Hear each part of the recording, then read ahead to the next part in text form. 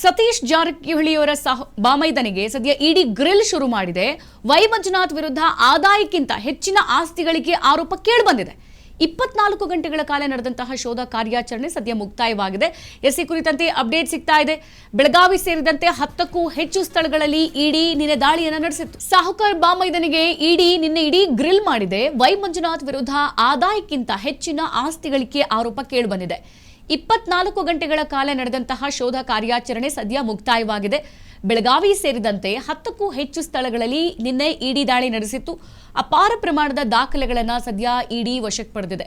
ನೋಡಿ, ಅಬಕಾರಿ ಇಲಾಖೆಯ ಅಕ್ರಮಗಳ ತನಿಖೆ ಈಗ ಮುಂದುವರೆದಿರುವಂಥದ್ದು. 100ಕ್ಕೂ ಹೆಚ್ಚು ಬಾರ್ ಲೈಸೆನ್ಸ್ ಅನ್ನ ಹೊಂದಿರುವಂತಹ ಶಂಕೆ ಇಲ್ಲಿ ವ್ಯಕ್ತವಾಗಿದೆ. ಲೋಕೋಪಯೋಗಿ ಸಚಿವ ಸತೀಶ್ ಜಾರಕಿಹೊಳಿ ಅವರ ಸಹೋದರಿಯ ಪತಿ ಅಂದ್ರೆ ಅವರ ಭಾವ ಅಬಕಾರಿ ಇಲಾಖೆಯ ಹೆಚ್ಚುವರಿ ಆಯುಕ್ತ ವೈ ಮಂಜುನಾಥ್ ಅವರ ನಿವಾಸ ಮತ್ತು ಕಚೇರಿಗಳ ಮೇಲೆ ನಿನ್ನೆ ಮುಂಜಾನೆಯಿಂದ ನಡೆದಂತಹ ಈ ಜಾರಿ ನಿರ್ದೇಶನಾಲಯದ ಅಧಿಕಾರಿಗಳು ಸುದೀರ್ಘ ದಾಳಿ ಕೊನೆಗೂ ಅಂತ್ಯವಾಗಿದೆ.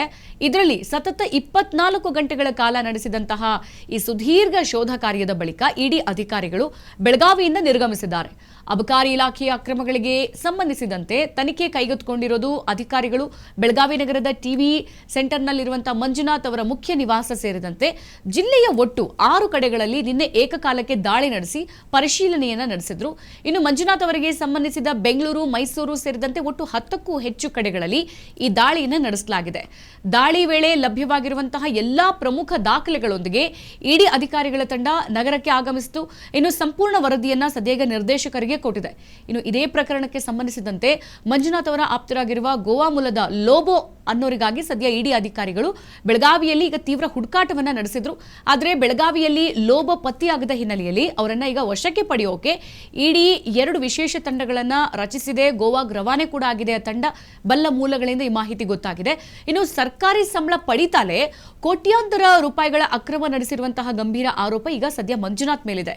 ಆದಾಯಕ್ಕಿಂತ ಅಧಿಕವಾಗಿ ಕೋಟ್ಯಾಂತರ ರೂಪಾಯಿ ಮೌಲ್ಯದ ಆಸ್ತಿ ಸಂಪಾದನೆ, ಅಬಕಾರಿ ಇಲಾಖೆಯ ಉನ್ನತ ಹುದ್ದೆಯಲ್ಲಿ ಇದ್ಕೊಂಡೇ ಬೇರೆಯವರ ಹೆಸರಿನಲ್ಲಿ 100ಕ್ಕೂ ಹೆಚ್ಚು ಬಾರ್ ಲೈಸೆನ್ಸ್ ಹೊಂದಿರುವುದು ಆರೋಪ. ಜೊತೆಗೆ ದೇಶದ ಗಡಿ ದಾಟಿ ನಡೆದಿರುವಂತಹ ಆರ್ಥಿಕ ವಹಿವಾಟುಗಳು, ಹವಾಲಾ ಮಾರ್ಗಗಳ ಮೂಲಕ ಅಕ್ರಮವಾಗಿ ಕೋಟ್ಯಾಂತರ ರೂಪಾಯಿ ಹಣ ವರ್ಗಾವಣೆ ಮಾಡಿರುವ ಶಂಕೆ ಈ ಹಿನ್ನೆಲೆಯಲ್ಲಿ ಸದ್ಯ ದಾಳಿ ನಡೆದಿರುವಂಥದ್ದು. ವೈ ಮಂಜುನಾಥ್ ವಿವಾದಗಳಿಗೆ ಸಿಲುಕ್ತಾ ಇರೋದು ಇದೇ ಮೊದಲೇನಲ್ಲ. ನೋಡಿ, 2009ರಿಂದ 2013ರವರೆಗೆ ಮೈಸೂರಲ್ಲಿ ಅಬಕಾರಿ ಡಿಸಿಎ ಆಗಿದ್ರಲ್ಲ, ಆ ಅವಧಿಯಲ್ಲೇ ಲಂಚದ ಪ್ರಕರಣವೊಂದರಲ್ಲಿ ಲೋಕಾಯುಕ್ತ ಪೊಲೀಸರು ಇವರನ್ನ ಬಂಧಿಸಿದ್ರು. ಆ ವೇಳೆ 15 ದಿನಗಳ ಕಾಲ ಮೈಸೂರು ಕೇಂದ್ರ ಕಾರಾಗೃಹದಲ್ಲಿ ಇದ್ದು ಆಮೇಲೆ ಇವರನ್ನ ಬಿಡುಗಡೆಯಾಗಿ ಬಂದ ಮೇಲೆ ಇವರ ಅಭಿಮಾನಿಗಳು ಜೈಲಿಂದ ಬರೋಬ್ಬರಿ 2 ಕಿಲೋಮೀಟರ್ ದೂರ ಇವರನ್ನ ಹೆಗಲ ಮೇಲೆ ಹೊತ್ಕೊಂಡು ಮೆರವಣಿಗೆ ಮಾಡಿದ್ರು. ಈ ಘಟನೆ ಆಗ ಇಡೀ ರಾಜ್ಯಾದ್ಯಂತ ತೀವ್ರ ಚರ್ಚೆಗೂ ಕೂಡ ಗ್ರಾಸವಾಗಿತ್ತು, ಜೊತೆಗೆ ಸುದ್ದಿ ಕೂಡ ಆಗಿತ್ತು.